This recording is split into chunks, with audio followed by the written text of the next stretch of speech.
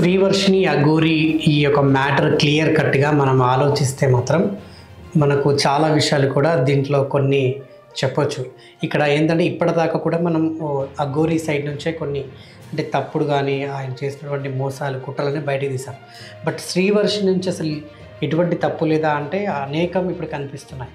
అంటే మొత్తానికి శ్రీవర్షిని విషయానికి వస్తే ఇదంతా కూడా ఒక హైడ్రామా అన్నట్టుగా ఇప్పుడు క్రియేట్ చేసినట్టుగా తెలుస్తుంది.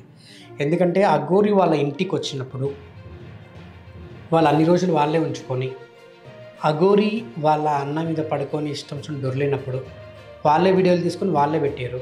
3 కోట్ల చెక్ ఇచ్చినప్పుడు 3 కోట్ల చెక్కు చూపించలేదు. ఇంకోటి అది చింపేసిన అది తెలియదు.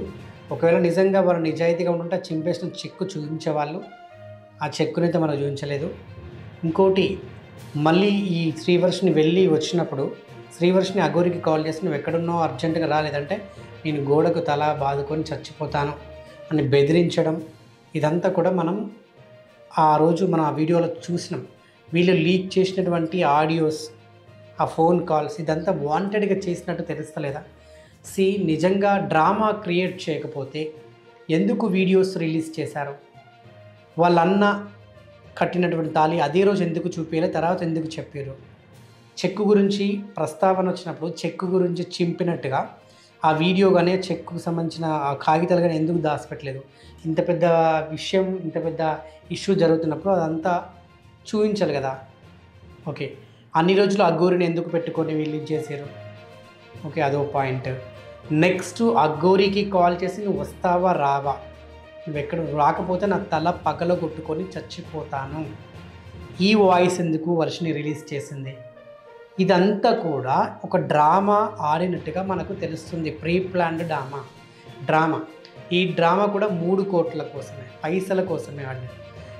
అన్నటిదాకా అఘోరితో పాటు కూడా ఉన్నటువంటి తాను మానసిక స్థితి ఎలా కోల్పోతుంది? అప్పటికప్పుడు రిహాబిలిటేషన్ సెంటర్కు పంపించారు, కౌన్సిలింగ్లు ఇస్తున్నారు, ఆమె మానసిక స్థితి నుంచి బయటికి రాలేదు.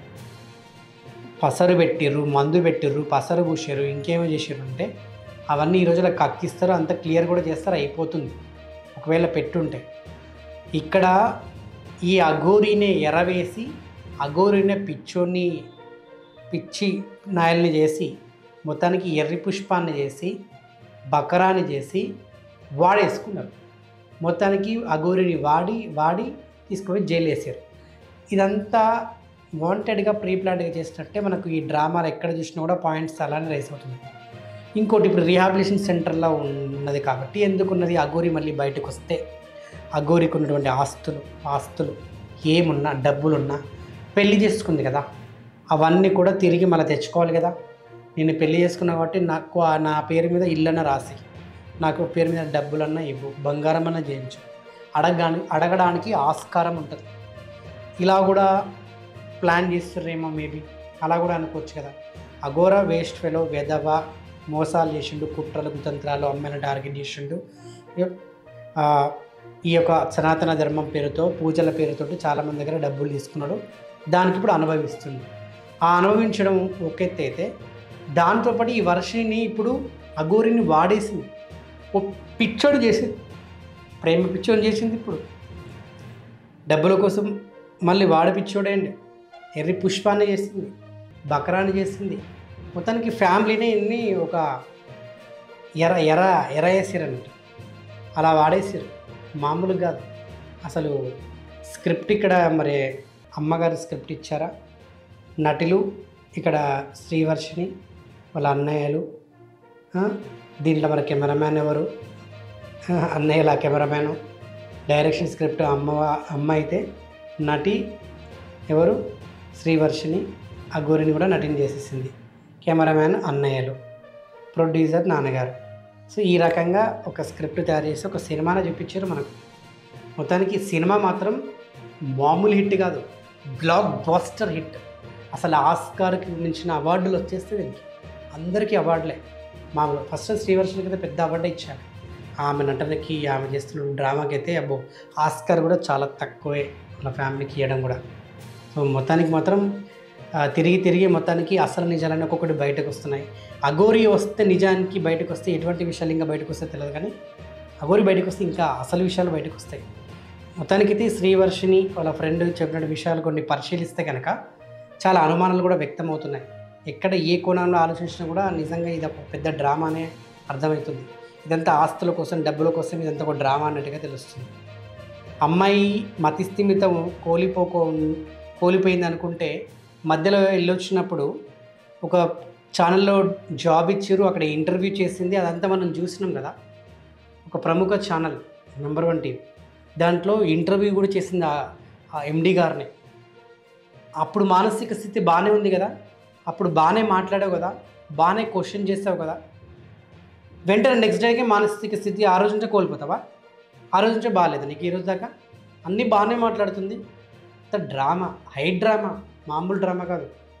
వామ్మో, అసలు మీకు ఎలాంటి అవార్డులు ఇవ్వాలో నాకు అర్థం కావట్లే. కానీ అసలు అవార్డులు, రివార్డులు, ఎన్ని వార్డులు ఉంటే అన్ని వార్డులు ఇచ్చేయాలి మీకు. రివార్డులు, వార్డులు, అవార్డులతో సహా గోల్డ్, డైమండ్, ఇంక పెద్ద పెద్ద ఇంకా ఆస్కార్కి మించి ఇంకేముంటే అది కూడా ఇవ్వాలి మీకు. ఆస్కార్ సరిపోదు మీకోసం, ఈ నేషనల్ అవార్డులు ఇవి సరిపోవు. ఆస్కార్కి మించింది మీకోసం కొత్తగా ఏదైనా క్రియేట్ చేయాలి. కేంద్ర ప్రభుత్వమా, లేకుంటే రాష్ట్ర ప్రభుత్వమా, లేకుంటే అంతర్జాతీయ ప్రభుత్వమా, అది మీకోసం ఒకటి క్రియేట్ చేసి పెట్టాలి. వీళ్ళకి ఈ అవార్డు, నటనకి ఈ అవార్డు, స్క్రిప్ట్కి అవార్డు, డైరెక్షన్కి అవార్డు, కెమెరాజేషన్కి అవార్డు, అందరికీ, ఫ్యామిలీ అందరికీ ఒక పెద్ద అవార్డు ఇవ్వాలి. వస్తుంది అవార్డు, డెఫినెట్గా వస్తుంది.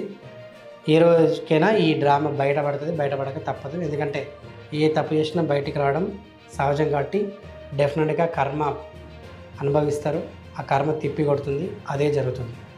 మొత్తానికి 3 కోట్ల కోసం ఈ 3 కోట్ల సినిమా అయితే మొత్తానికి 3 కోట్లు పెడితే ఇది నిజంగా 300 కోట్లు ఈజీగా రావట్టొచ్చు. ఈ సినిమాతో 300 కోట్లు వచ్చేసినాయి. మొత్తం సక్సెస్. ఒక ఛానల్ కాదు, అన్ని ఛానల్ వేసుకొని లక్షల మిలియన్ల వ్యూస్. మామూలు హిట్ ఆ సినిమా, బ్లాక్ బస్టర్, రప్ప ర్యాంప్ ఆడించేస్తుంది ఈ సినిమా, మామూలుగా. శ్రీ మోదకొండమ్మ తల్లి జ్యోతిష్యాలు